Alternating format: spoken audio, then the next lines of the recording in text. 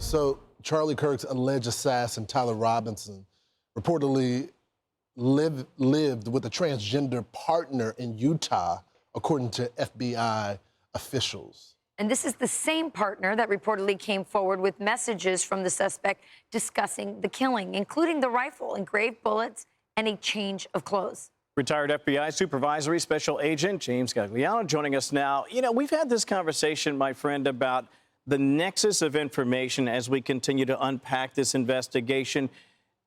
If you wouldn't mind, is it relevant at all as a data point who this person, this shooter was involved with? Does that matter at all as we look at the investigation in terms of the community? Lawrence, and I think even Rachel mentioned earlier, Discord communities. How do you unpack that when people say, oh, it shouldn't matter? Investigations are layered. And really, when you go to look at this now, we're seeing this new ideation, which is assassination culture. Yeah. What does that consist of? Yeah. Starts out with a grievance. These are all grievance collectors, whether it's a mass shooter, a terrorist, or a political assassin. You add into that an ideology.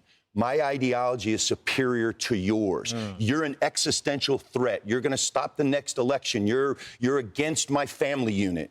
And last, moral absolutism. You believe that you are superior, your thinking is superior, and I have the right to take your life because I disagree with you. So in this country, we have a history, sadly, of political assassinations. Right. Yep. And, you know, let's take JFK, for example.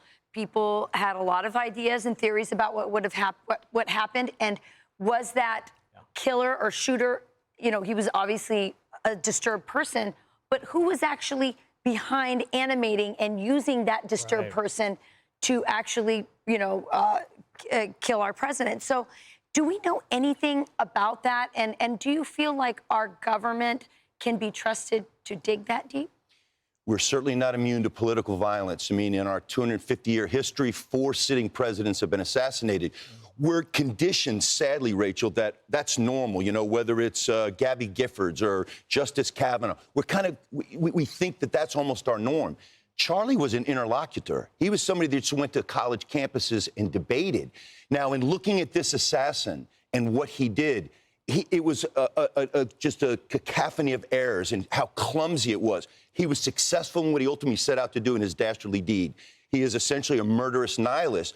But the FBI now is digging deeper. Was he inspired by somebody or something? And was he directed, or did anybody provide any material support? That's important. That's what I want to know. Can we stay right there? Because, and we got a statement from Discord, which is the chat feature, the gaming app that they were using. Now, they say that they've kicked him off the app, and the communications that took place were after the assassination. I'm not comfortable with just the company's answer. I want to see how forensic people do.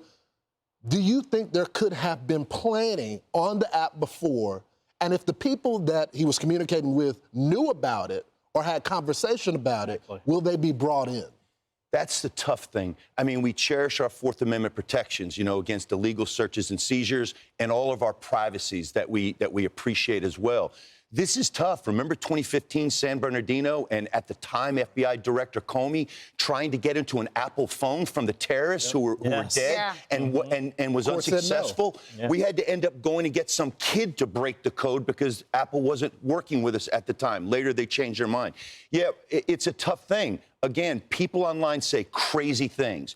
It's separating that from the people that are going to act on it. And Lawrence, to your point, that's the tough part. Well, I think this is going to be a challenge for the FBI. You know, MAGA and President Trump's people are in charge. And I think people are going to, you know, really look at this to see, do we have the FBI? Can we restore the trust that was lost? Yeah.